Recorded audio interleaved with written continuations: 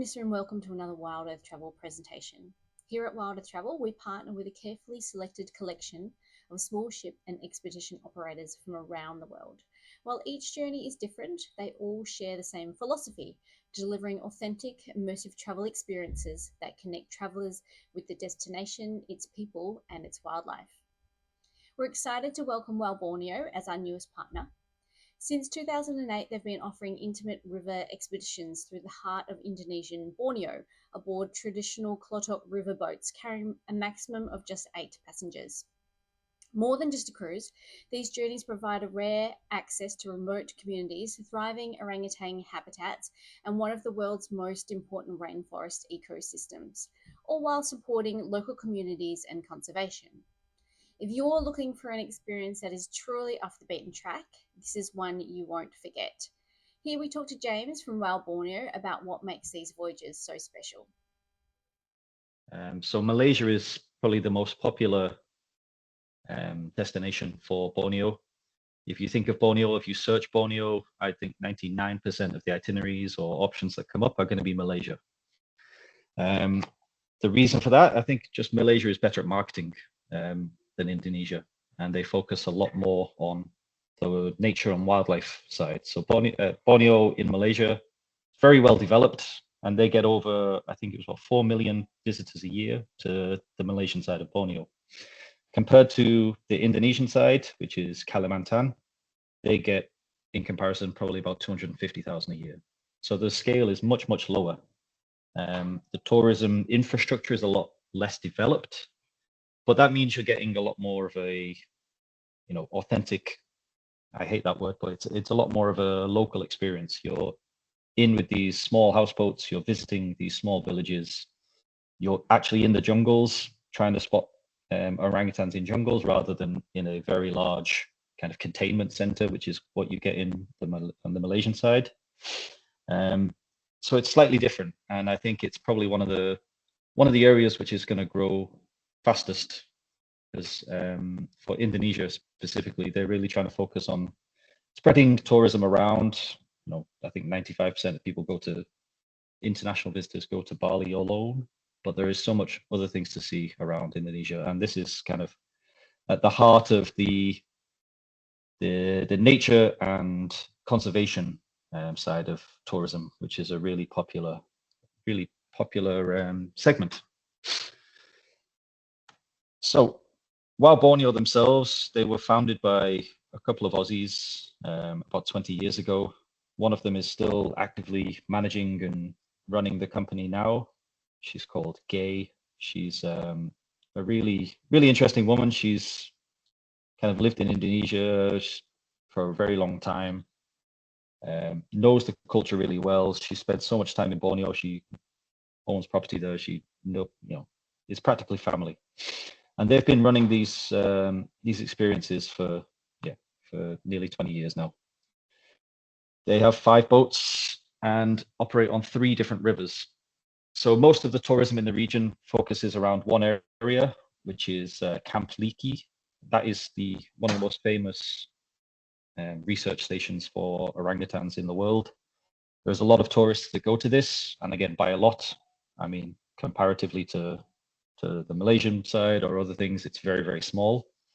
But I'd say about 90% of the tourists that come to this region, they will go to Camp Liki, and here it is still an active research center. So you go for a day trip, you see the work that they're doing researching orangutan. They have a few feeding spots, which you're guaranteed to see some orangutan, but you can also do some treks into the jungle and see them in the wild. So it's a really, really cool place. But WOW Borneo, they do that. That's the main thing. They have 3 boats on that river, but they also operate on 2 other different river systems. So they're trying to expand the tourism money and experience to other parts of central Kalimantan. So this area is not just orangutans and nature. That is a big part of it, but the culture in this region is really, really interesting. These were originally they don't like to use this word, but they were the original kind of like headhunters. So when you see these, old school images and newsletters about these, you know, villages that would go to the next village, cut off people's head and shrink them and do all that. That is basically these cultures and these peoples. That was them only about 100 years ago. So I think it was, yeah, about 120 years ago they actually stopped this. But it's a super interesting culture, and you can see a lot of it still. So when I went, I didn't go to Camp Leakey. I went to one of the other river systems, and I did one of these, what they're calling a culture cruise, basically. So you learn more about the culture, you visit some of the villages, and it felt a lot more like a traditional, Asia River cruise. You sail, you learn something about the local area, you meet some of the villagers, you see some of the handicrafts, and it was just incredible. It's so interesting, so unique, and there is no other tourists around at all in these other two river systems. They are the only boats on these other river systems, so it's a really, really amazing experience. But again, you still do orangutan viewing on both of these other river systems. There are a pre-release island, what they call them. So where they've rehabilitated orangutans, they put them on this island to get them used to living in the wild again. And orangutans can't cross rivers, so they just stay on this little island. So you're kind of guaranteed to see them. I also saw wild orangutan while I was doing this, culture cruise. This is the one that is least nature focused. There are not really many jungle treks looking for animals, but I still saw wild orangutan, it's one of those kind of pinch me moments. It was pretty incredible. So these areas are really good, and I think they're kind of the future of tourism in this area, focusing on the culture and the people. But again, for now, they've got one boat on the Kahayan River and one on the Ketinggan. And I'll talk a little bit more about them in a bit. But again, you're pretty much guaranteed to see orangutan on any of the itineraries. Some are just slightly more focused on that, whereas some are more focused on the culture of different things.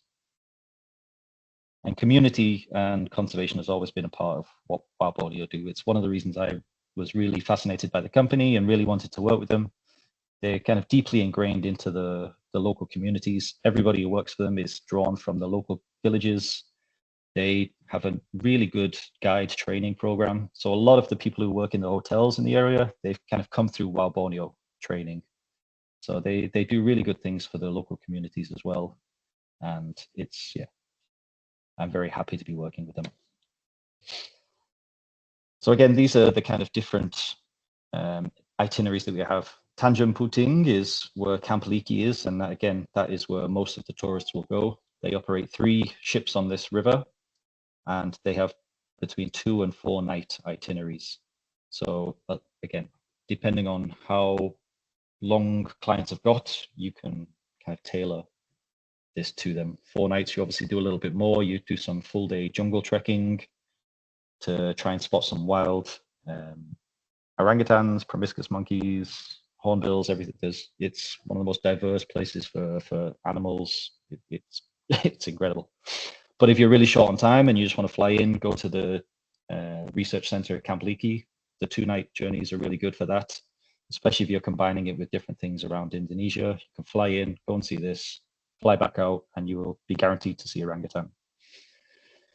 The Ketinggan, that's more of if someone really wants to basically live in the jungle for 3 to 4 nights, this is where they want to go. There are no tourists guaranteed anywhere near this place. It's one of these national parks in the middle of nowhere.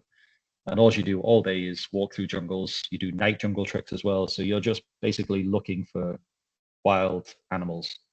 It's one of the most interesting and unique kind of experiences you can do. No one really does this, and yeah, it's the newest itinerary. They're really trying to push this. It's kind of more for adventure seeking people or people who are really into nature photography. This is kind of perfect for them because you are just in the middle of nowhere with, again, they've got 4 cabins, so it's a maximum of 8 people walking through the jungles all day for 3 or 4 nights. It's really incredible. And then the last one is the Kahayan, and this is where I've been. And the villages quite varied up here. There's lots of different cultures, all within a small space along the river. So you still go and see some orangutans. I saw some orangutans just sailing down the river. They come up to the riverside and were kind of waving at the boat. It was crazy. But then you stop and meet some of these incredible people who are still got the original crafts. They're still doing that. They've got completely different houses, the way they live, the way they work as a community. It's all completely different to what you expect of what you've seen in other places in Asia. So it's really, really nice to see. And it's a very interesting itinerary. I kind of want them to develop that a bit further. I think that's the place where, if there are going to be more cruises coming, it's going to be in that place. So just a bit generally where we are. So Borneo is obviously a very huge island, and Kalimantan in the south, we're kind of split between two separate areas. So the Palangka Bun is where you would fly in for the Camp Liki experiences, and again, that's the most touristy area. You fly into Palangka Bun, and you're right next to the mooring station, and you sail up a very, very small river up towards Camp Liki and then back again. For the other two rivers, you would fly into Palangka Raya, which is a little bit more central. And then again, we go from Palangka Raya to the two different river systems and back to Palangka Raya again. So the flights in and out from both Palangka Raya and Palangka Bun are direct to Jakarta. There's multiple flights to Jakarta every day, and then from Jakarta you get to anywhere in Indonesia and beyond. So it's relatively easy to get to.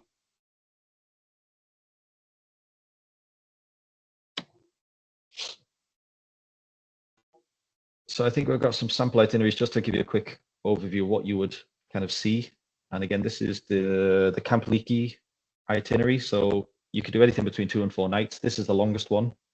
So again, it includes, you get a full day at Camp Liki, but you also do things like a full day forest walk just to try and get away from the few tourists that there are. Like you go to Camp Liki, there are some tourists, there are feeding spots. That's going to be the busiest time. You're going to see other tourists there. But we also like to take people away from that, walk into the jungle, see the orangutan on the way to the feeding station. So you see them go past desperate for food. And that's a really nice experience as well. So it's not just, there are other boats that do similar things, but they're a lot more of a small local houseboat style. They'll do like 1 night cruise up to Camp Liki and bring you back.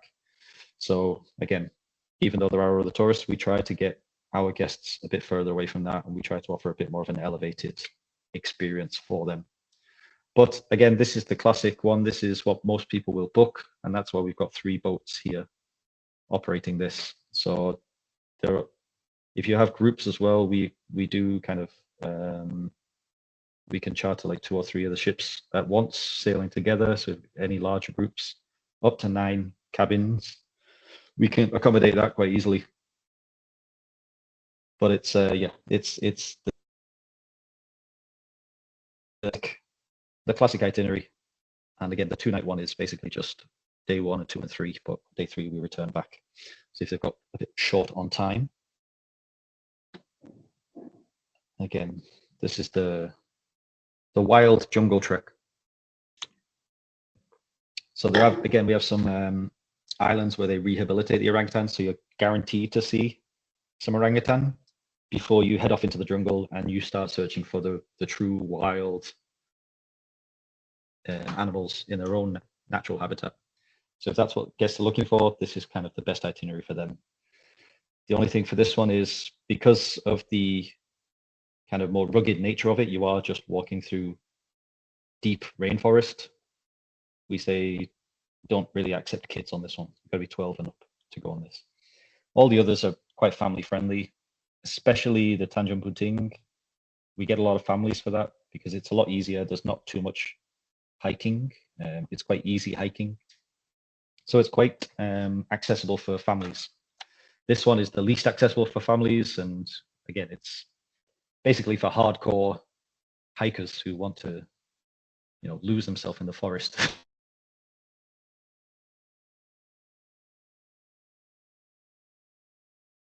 For the more culture-focused cruise. Again, you still see the island where they have the orangutans. So again, you're guaranteed to see them, as well as plenty of other things. But you do some of these amazing things, like going down in a small canoe into some of the black water lakes, these peat swamp lakes. The water is filled with kind of algae and things, and it looks black. So it's really interesting experience and a really kind of unique ecosystem. So it's really interesting to see. And then you go through them, you stop off at some villages, and again, you can see from the pictures, this is one of the guides, but the local culture, it's very colorful, it's very kind of welcoming. So you come in, there's dances, there's color, there's food. It's a really, really nice experience. And you do that every day. You get to see wildlife and the culture and the people every day. So this is probably my favorite itinerary. So the ships themselves, again, they are traditional, I can't say this word, but it's klotok boats. I'm still getting used to all the Indonesian words. But they're very small traditional boats which were originally used for transporting goods up and down the river or fishing. And they've been converted, well, the original one, which is one of the others, has been converted. And these are new builds, but based on the same design. So for the Tanjung Puting, these are the three ships that we operate. They're all 3 cabins each. All 3 of these boats are solar powered. So overnight, there's no generator to keep you up. So you can have the AC on overnight. There's no generator noise. They're fully decked out, modern beds, modern bathrooms, and the food especially gets rave reviews. They have really, really good chefs. They cook up a kind of family style meals for every meal based on local market produce that they purchase on the day, and some other things depending on what guests prefer. But yeah, the food is always really, really good. If you look on, I think TripAdvisor, they always mention the food for some reason. So it must be good.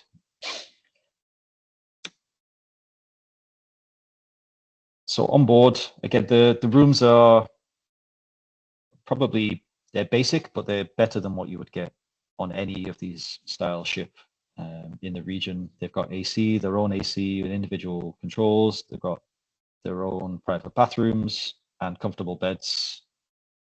It's rugged for where we are, but compared to where they are and some of the other ships, this is the life of luxury up in these rivers. So very comfortable. And whilst on board, you've got really nice terraces. You just watch the orangutans wave at you from the trees. It's crazy. But it's outdoor dining usually on the terrace.